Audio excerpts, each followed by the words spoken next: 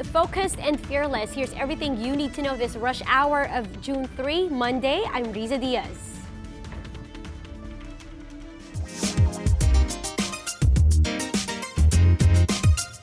Kicking off today's rush with the start of the academic year, where almost 28 million students are set to go back to school. Now, to give us details on how the first day of school is starting off, we have with us on the line Greg Gregorio from Corazon Aquino Elementary School in Quezon City. Riza, we are here at the Corazon Aquino Elementary School in Barangay Batasan, Quezon City. This is one of the largest elementary schools in QC in terms of population. For this school year, it already has 8,200 enrollees, but this number is still expected to go higher as the school is continuously accepting late enrollees until the third week of June. Teachers welcomed students at the school gate and led them to their designated line earlier. And we also saw a grade 4 student who doesn't want to let go of his mother's arms even after he entered the school gate. His mother explained that her son is a chance-free student, but she says she already advised her son to just behave and make friends. Meanwhile, to prevent students from feeling uncomfortable during their first day, teachers of the Corazon Aquino Elementary School tried to look more friendly by wearing tiaras and other headpieces. Grade 4 advisor Salve Robosa said they hope to clear students from fears brought by the start of classes. Other than this, teachers are also hoping that this school year will go smoothly. Corazon Aquino Elementary School has 215 members of the teaching staff, which equals to a student-teacher ratio of 1:40 or one teacher for every 45 students. The school has 73 classrooms in 4 buildings.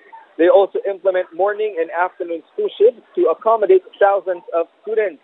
Riza, earlier, MMDH Chairman Danilo Lim and NCRPO Chief Guillermo Eliazar also visited this area to provide security and to monitor the traffic situation in Batasan. Authorities say 2,000 MMDA personnel are deployed in Metro Manila for the opening of classes, while 11,000 police officers of the NCRPO are being utilized for today. Authorities are also closely monitoring colorum and overloading vehicles that are being used as school services. Riza? Thank you. That's Greg Gregorio reporting from Corazon Aquino Elementary School in Quezon City. Now, over at the transportation side, accredited school service operators are calling for more action against colorum operators. The LTFRB, meanwhile, is urging parents to use legitimate school services to send their kids to school. Gerard de la Peña has the story. These modified vans and trucks have undergone repairs and tune-ups. School service operators said they are now ready to ferry passengers for the new school year. Yung nagdadalawang buwan na bakasyon, naipasok namin yung mga dapat na ipagawa sa mga sasakyan. Kaya itong darating na Lunes, ready na kami. But accredited service operators warn against the operation of a number of colorum school service or those that do not have government franchise. Legit school service operators said these are the brand new looking vans that do not have proper markings. They said they are at the losing end as colorum operations charge lower monthly fees. Bakit kaming mga may prangkisa ang kanilang mga pinag-iipitan samantalang nagkalat ang colorum? Hindi lang dito sa Marikina, buong Metro Manila halos may colorum. The LTFRB said the agency does not have enough manpower to carry out enforcement and apprehension of colorum operations. Nag-iikot naman kami dyan, kaya lang yung number of personnel kasi natin, we cannot really cater the whole stretch ng ating school sa buong Metro Manila. The LTFRB has warned parents against colorum school service operations. Sana po doon sa mga magulang, sana kung mga school service na kukunin na, yung mga legitimate na may franchise kasi may mga insurance yun na mag-cover doon sa mga passengers. So, mas dapat piliin nila yung may mga franchise. Colorum operations will be slapped with a 200,000 peso fine and their vehicles will be impounded for 3 months. For News 5, Gerard de la Peña. We are One News.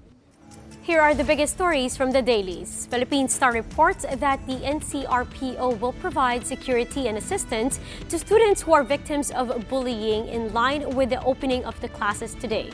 Metro Manila's top cop Guillermo Eliazar explains that majority of bullying cases reported to the police are done by out-of-school youth who take away students' allowance or food.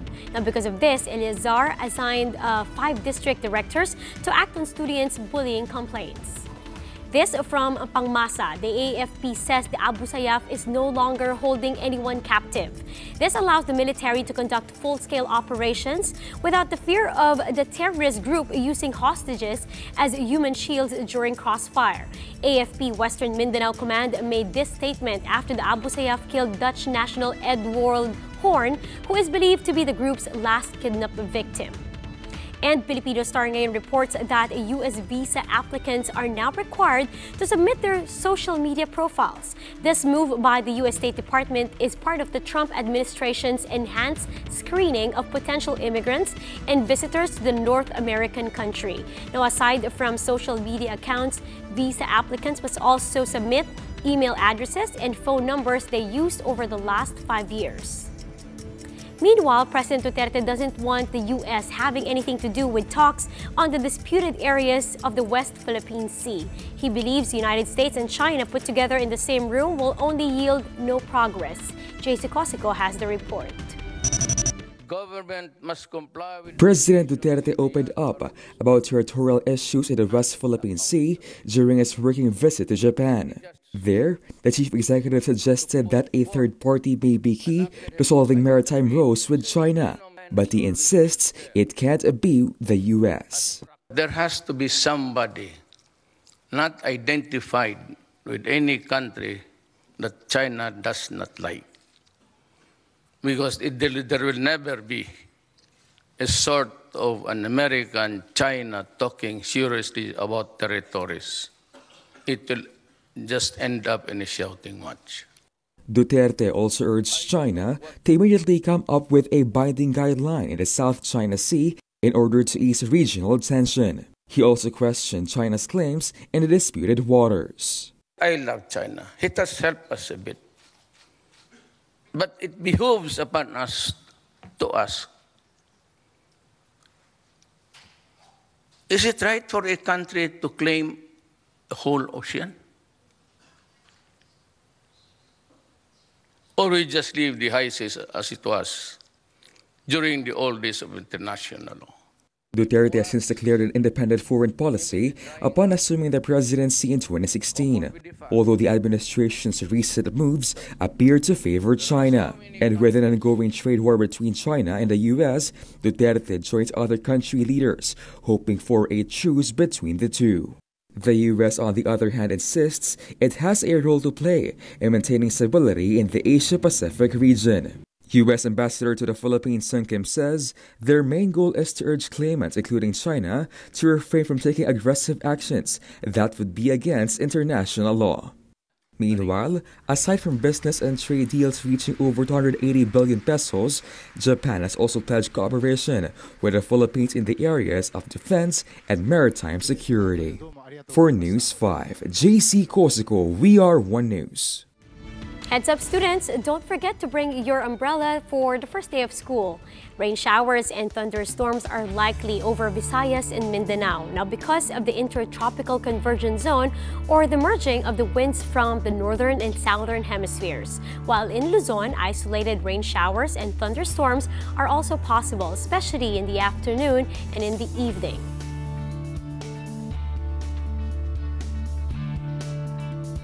Now let's go on over to Manila, where more and more students are rushing in to schools to welcome the new school year. We have with us Jen Kalimon and live on the phone from Tondo High School. Jen, tell us the latest.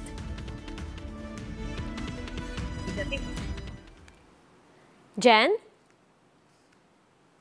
Yes, Lisa, at least 6,000 students are welcoming classes here in Tondo High School, as most schools across the country are opening today. Just a while ago, the students had their first opening prayer, flag-raising ceremony, and pledge to the Philippine flag for this school year. After this, the students were led to their respective classrooms. 2 shifts are being observed here in Tondo High School to accommodate its students. The first one is from 6:30 a.m. to 1:15 p.m. and the afternoon shift is from 1:15 p.m. to 7:15 p.m. At the campus gate, we saw some students with their parents who are just about to enroll today. Some of them are repeaters and transferees.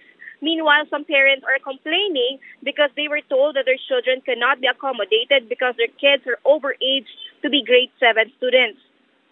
We also saw a student who was barred from entering the school premises because he is not wearing his uniform. Despite some perennial problems that are still haunting some schools, students are still excited to return to class to meet their new teachers and reunite with their classmates and friends.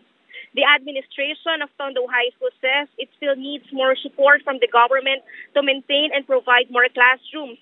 The school's admin explains that due to increasing number of enrollees, their classrooms became insufficient, and as a remedy, they made makeshift classrooms for the comfort of the students. The admin of Tondo High School is also complaining about illegally parked vehicles outside the campus, which affects the traffic flow. The school officials have coordinated with their barangay chairman regarding this problem, but just this morning, Riza, we were still able to spot vehicles that are illegally parked outside the building. The school principal, meanwhile, tells students who are not yet enrolled that there is no need for them to worry because Tondo High School is still open to accommodate late enrollees. Riza. Thank you. That's Jen Kalimon from Tondo National High School. Now, the Alagang Kapatid Foundation has been on duty as well this back to the school season. Laila Panghalinan has the story. In time for the opening of classes, the Alagang Kapatid Foundation for the 7th year launched its Happy Eskwela project. This year, more than 3 million pesos in donations were raised for over 30,000 student beneficiaries, exceeding targets. TV5 Chairman Manny V. Pangilinan, TV5 President Coach Chot Reyes, and Signal President and CEO Jane Basas graced the event. We're a big believer in the value of education. This is our small way towards that end. In partnership with the Alagang Kapatid Foundation, AMSPEC or the Amalgamated Specialties Corporation donated school supplies. Maynilad provided cash and Dunong Aral notebooks. The One Meralco Foundation gave away disaster preparedness kits. The PLDT Smart Foundation and Smart Communications also donated Cash and Joy school sacks, while the National Bookstore Foundation provided Project Aral kits.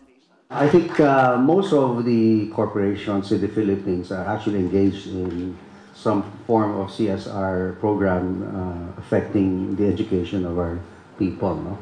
I think the underlying assumption behind that effort in educating our kids is really, in a corporate setting, it's important that there are resources available within your corporate group or within your company.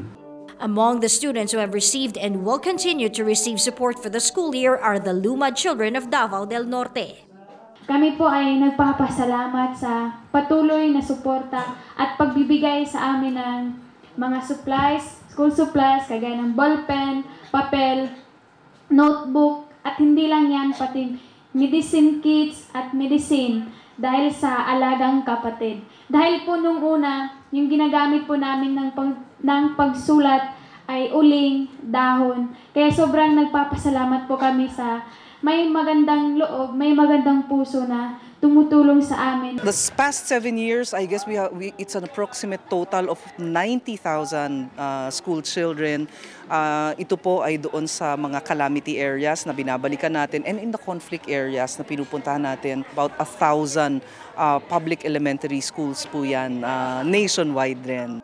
For anyone who wishes to contribute to the Happy Eskwela project, the Alagang Kapatid Foundation can be reached via Facebook. For News 5, Laila Pangilinan, we are One News. And that's how today is shaping up to be. Join us again next time for another round of Rush. I'm Riza Diaz. We are One News.